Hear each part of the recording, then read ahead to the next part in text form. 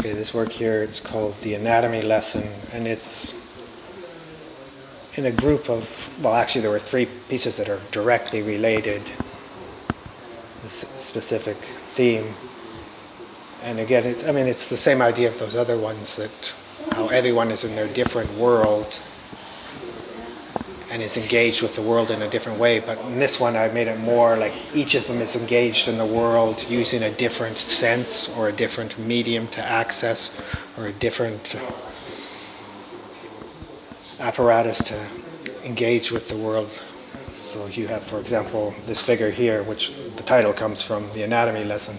She has an anatomy text, a 19th century anatomy text, and she's checking for a pulse or even trying to feel what corresponds for her touch, what she can actually see, and relating it to the image, which is a diagram, almost like a map in a way of what's inside his body. It's an idealized, conceptualized idea of the internal anatomy, because you have, all the veins are different color coded, and they're all clean and all different and very easily visible, which wouldn't be possible if you were to cut him open. You wouldn't see those things. And of course you have it repeated twice, so it's almost like the different, how you can become detached from what you're doing, or the other person's sense of it. For example, his sense of her touching him and imagining himself being touched, being sort of out of his body, and of course he has his eyes closed. Either he may be asleep, he may be unconscious, he may just be pretending because they're doing this is an anatomy lesson for students. But by having his eyes closed, he is somehow more detached from the other people. Like in the other ones you'll see too, it's the same thing. He has his eyes closed, even the other one. And that to me is to make it like he's more within his mind and not part of their world. It emphasizes the fact that he's different, and also brings up the possibility that he might be sleeping or imagining it, and he could be imagining the whole thing, or at least he's in a different world, he's differently connected.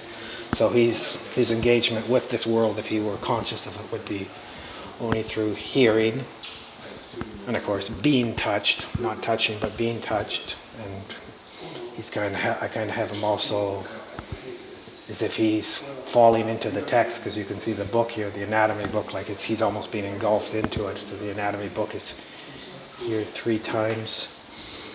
And this other figure is videoing it, and to me that also suggested memory, and people's idea that memory is somehow an accurate record of your memories, which isn't true. We remember things each time, slightly differently, and it is not at all a recording.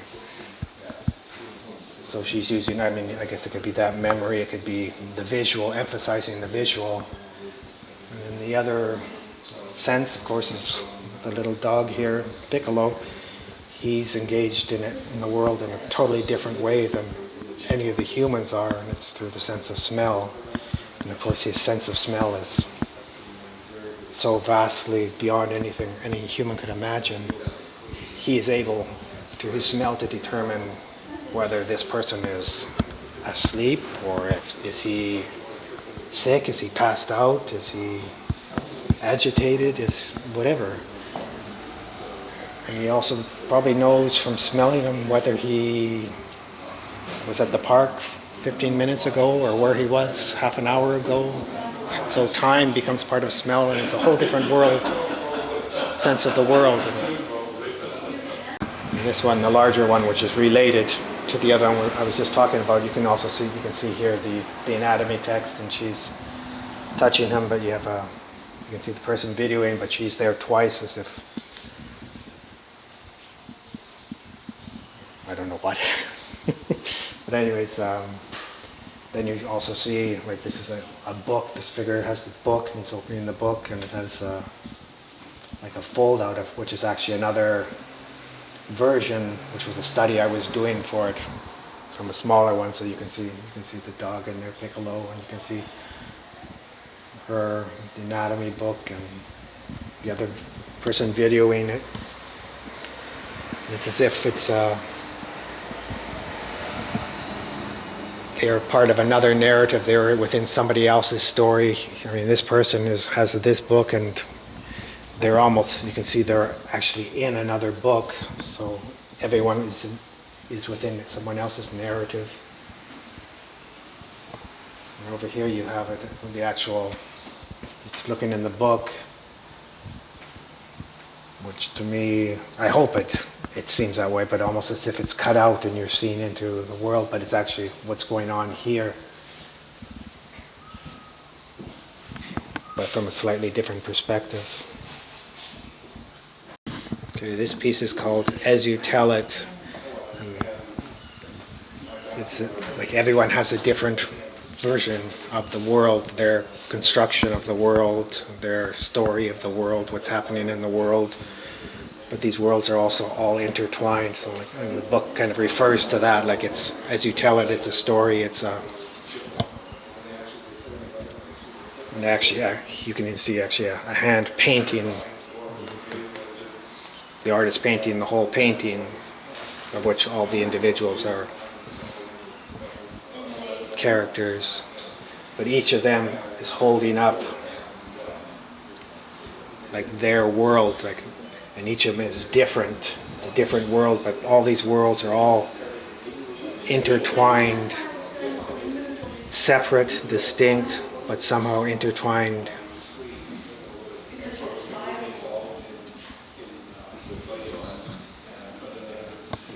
This work here is called Alternate Current. And why I called it alternate current is because you have this figure here, and he has a metal detector, and it uses alternate current to detect metal objects.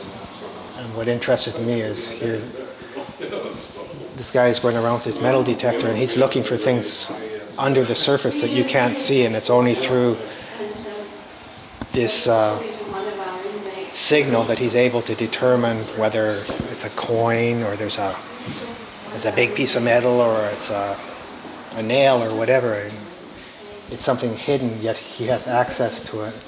And to me, I thought of that in terms of whether what if someone had a detector to detect dreams or someone's mind. So it's, this person is asleep, and they're trying to, like, I have her, like, she's hooking up the wires to him, and they're trying to see what's going on in his mind. So, and this to me was like the going down, descending into the dream, because a lot of times people have a sense of when you're falling asleep, you're descending, going downstairs into the dream.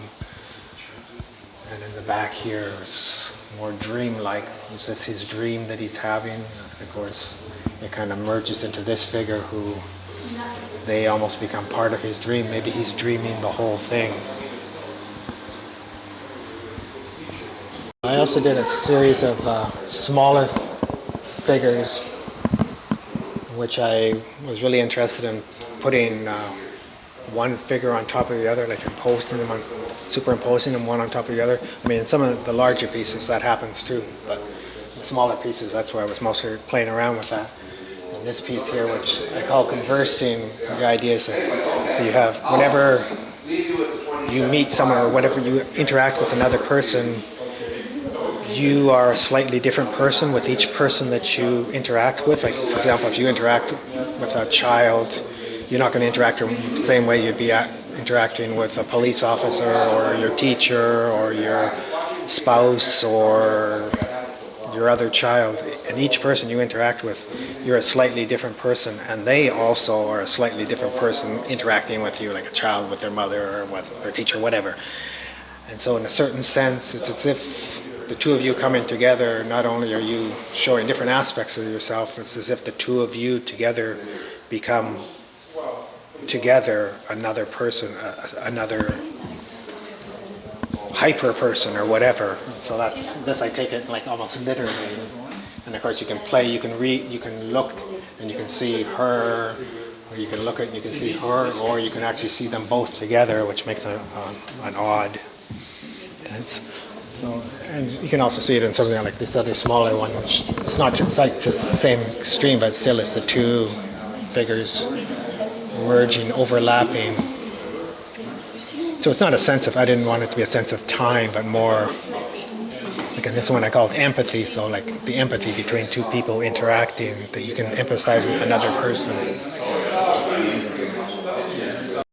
This piece here, which is called Salom, Please Salom, which is taken from a Mallarmé poem, which it's fold within fold or fold upon fold. And to me, it refers to like the pages in a book, so the leaves, the pages in a book, and I approach the whole thing like it's all within books, and it's as if the idea was, I remember as a child when we used to get books and build up buildings, towers out of these things, so that was what this was sort of. He's building up this tower, but he's going into his own little world. And of course, they're all in their own world too, but for example, her, which to me was echoed Venus, Botticelli's Venus on her shell. Of course, she's coming out of a book instead. And these are people who are at a park festival. Actually, it was part of the same as the other one. They were all at an event, and I thought of the present and how it also hinted at, or maybe you think about what had happened in the same place or in the past. So for me, in the background here is very much like a 19th century scene, like beach scenes. And I also thought of like going on a journey, vacation in your mind. It's one of the other titles I thought of for this thing was going to be Invitation to Voyage from a Baudelaire poem, but I decided on the Mallarmé instead because the books and the pages became more dominant as the piece went along. But also have, again, you'll see this figure here. Again, he's asleep. But actually he's in a car or something, and it's almost if you see his hand pulling him out, like pulling him into this dream world. So is he dreaming all this? Is this all this stuff randomly going through his mind? And he's imagining this, or he's being imagined by this guy, who's in whose dream or who's in whose reality.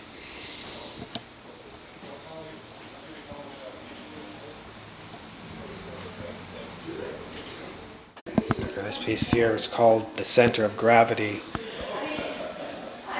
This is kind of, when I was talking about the smaller pieces where I was doing the overlapping of the figures one on top of the other, I also did it in some of the larger pieces. I said, for example, in this one, of course it's the same individual, and I have him overlapping him. You can see him here, and then of course doing a different activity. He's actually eating one of those powdered sugar things. And that's where I got the title from, the center of gravity, because he's tilting it up, and it's of course the center of gravity, and I thought of the balloons and all that. But also I'm overlapping the spaces in this. There's several spaces being overlapped. And for me it's not only a formal thing, it's also, I have a sense of that this is something that's going on in the person's mind or in another individual's mind, because you have this totally different space here happening. And I also had like these figures are playing in the park with balloons and celebrating, but also there's a hint of classical Greek sculpture, and so there's a sense of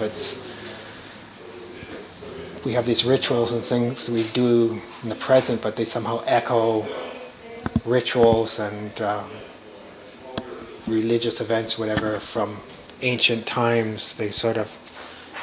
They're all intertwined in that they're hinted at in our present activities.